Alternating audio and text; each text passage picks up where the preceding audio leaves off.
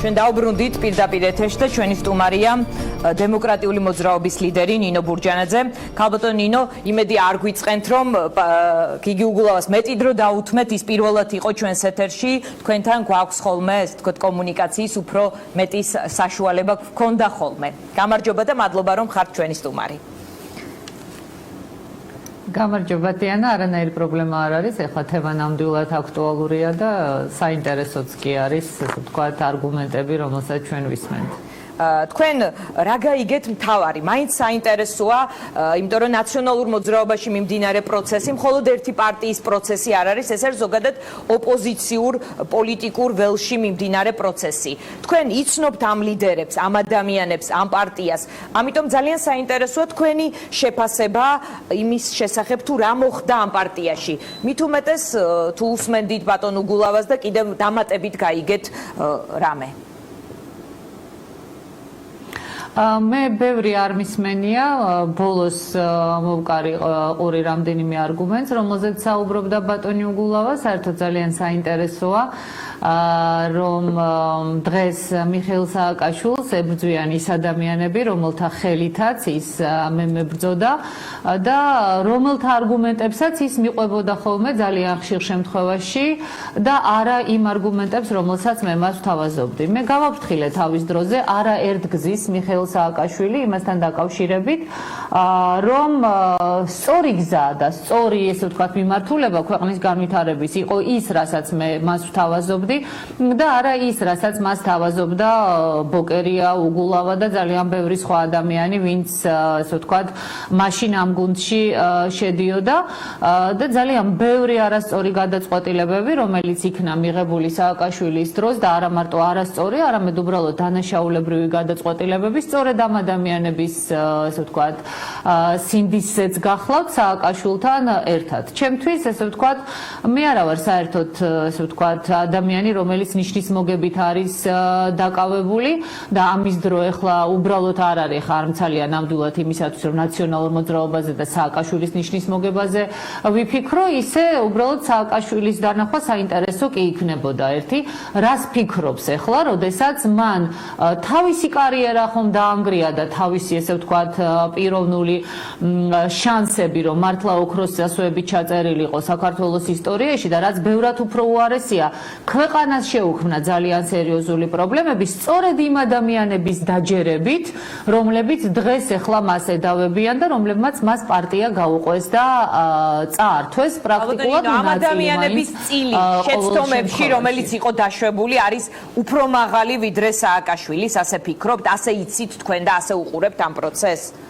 ძალიან მაღალია, ძალიან მაღალია. ეხლა ლიდერი ყოველთვის უფრო მეტად არის პასუხისმგებელი, სააკაშვილი ნამდვილად იყო ლიდერი და მის წილ პასუხისმგებლობას ის ვერასოდეს ვერ მოიხსნის და იმედია დადგება მისი პასუხისმგებლობის წინაშე წარდგენის დროც, მაგრამ წილობრივად ბოკერია იყო იდეოლოგი ყველაფერი იმის, რაც ხდებოდა ნაციონალური მოძრაობის დროს და მე მახსოვს გამუდმებული კამათი ჩემი და ესე ვთქვათ ბოკერიასი და ისიც მახსოვს, როდესაც სააკაშვილი ერთხელ სააკაშვილმა ისიც კი მითხრა, რომ ჩემი პირით გესაუბრება ბოკერიაო, როდესაც სააკაშვილს აღარ ეყო არგუმენტები დაუშვათ ჩემ წინააღმდეგ საკამათოდ. და მე ნამდვილად, ასე ვთქვათ, არ ვიქნები ახლა სწორი, რომ სააკაშვილზე გაბრაზებულმა მხოლოდ სააკაშვილისკენ გავიშვირო ხელი და ამ ადამიანების წვლილზე არაფერი ვთქვა. მე ბოლოს მოვისმინე ბატონი უგულავას განცხადება იმასთან დაკავშირებით, რომ მხოლოდ კარგი გვინდოდა და რეფორმები და სწრაფად განხორციელებაო. რამდენჯერ ვუთხარი მათ შორის უგულავასაც, რომ ეს რეფორმები კი არ ადამიანების გადავლა იყო, ადამიანების სულში ჩაფურთხება იყო უკაცრავად ამ სიტყვისთვის, მაგრამ არავის არ ქონია ამაზე რეაგირება. საერთოდ ადამიანებს ადამიანებად არ თვლიდნენ და ამის მთავარი იდეოლოგი სწორედ იყო ბოკერია და ის ადამიანები, ვინც ეხლა იმ გუნდში არიან. არც აქეთ არიან ფრთიანი ანგელოზები, მაგრამ ძირითადი არგუმენტები, ძირითადი ყველაზე სერიოზული, ესე ვთქვათ, იდეოლოგიური კამათი მე სწორედ ბოკერიასთან და იმ ადამიანებთან მქონდა, ვინც მაშინ ბოკერიას ფრთის წარმომადგენლები იყვნენ და ეხლა ფრთიანი ანგელოზები თუ როგორ არის? ასუსტებს თუ აძლიერებს და თქვენს პოლიტიკურ გეგმებს მაგალითად უფრო და მიზნებს და ამოცანებს უფრო აიოლებს თუ არა. ანუ ეს პროცესი ორად გაყოფილი ნაციონალური მოძრაობა სასარგებლო პროცესია ოპოზიციურ ველზე თუ საზიანო? თუ მათთვის აზიანო და მაგალითად თქვენთვის სასარგებლოა. დიანა, რაც შეეხება სასარგებლო საზიანოს, მე გეტყოდით, რომ ყველაზე სასარგებლო ქვეყნისათვის ის იქნებოდა, რომ ბიძინა ივანიშვილს დაპირება შეესრულებინა საქართველოს მოსახლეობისათვის და 2012 წელს ნაციონალური მოძრაობა როგორც პოლიტიკური ორგანიზაცია გაექრო პოლიტიკური არენიდან და ნაციონალური მოძრაობის პასუხისმგებლობის საკითხი დაეყენებინა, როგორც ის პირდებოდა ამას საქართველოს მოსახლეობას. ამის სანაცვლოდ ბიძინა ივანიშვილმა ნაციონალური მოძრაობა შეინარჩუნა ყველა არჩევნებზე, მათ შორის საპარლამენტო არჩევნებზე. ნაციონალურმა მოძრაობამ თავისი მაოხრებელი გზირის როლი საპარლამენტო არჩევნების დროს მნიშვნელოვანწილად შეასრულა ბიძინა ივანიშვილთან შეთანხმებით, იმიტომ რომ არ არის ახლა დასამალი, რა თქმა უნდა, манипулირება ძალიან სერიოზული იყო და მე არასოდეს არ მომბეზრდება იმის თქვა, რომ ჩვენ 200,000 ხმა მივიღეთ და წაგვართვეს ეს ხმები, მაგრამ ფაქტია, რომ გარკვეულმა რაოდენობამ ადამიანებისა მისცა ქართულ ოცნებას ხმა სწორედ იმის შიშით, რომ ნაციონალური მოძრაობა არ მობრუნებულიყო. ეს რა თქმა უნდა გაუაზრებელი შიში იყო ჩვენს დიდ, ესე ვთქვათ, შორსმჭრეტელობაზე იმ ადამიანებისა, ვინც ნაციონალური მოძრაობის მობრუნების შიშით მისცა ქართულ ოცნებას ხმა დიდ შორსმჭრეტელობაზე ნამდვილად არ ლაპარაკობს, მაგრამ ფაქტია, რომ მაინც იყვნენ ადამიანები, რომლებსაც იმდენად შეეშინდათ იმ კამპანიის, რასაც ქვია მიშა ჩამოდის, ნაციონალური მოძრაობა მოდის, რომ ცუდსა და უარეს შორის, ანუ უარეს ნაციონალურ მოძრაობასა და ცუდ ოცნებას შორის მაინც ოცნების სასარგებლოდ გააკეთა არჩევანი და ეს იყო ბიძინა ივანიშვილის ძალიან მზაკვრული გეგმა, რომელმაც პოლიტიკური პროცესი ძალიან ძინაჭირში შეიყვანა. არა, წამოეგო სააკაშვილი, ეხა ვინვის, ესე ვთქვათ, ანკეს წამოეგო, როდესაც ის ხდება ნაციონალურ მოძრაობაში, რაც ხდება. თქვენ ხედავთ ივანიშვილის ხელს. რა თქმა უნდა, ივანიშვილის ხელს კი არა, თავიდან ბოლომდე ივანიშვილის მართული პროცესია, ამაში აბსოლუტურად დარწმუნებული ვარ. აბსოლუტურად მე ბოკერია ივანიშვილის გარიგებაზე ვლაპარაკობდი ჯერ კიდევ არჩევნებამდე და არჩევნების შემდეგაც.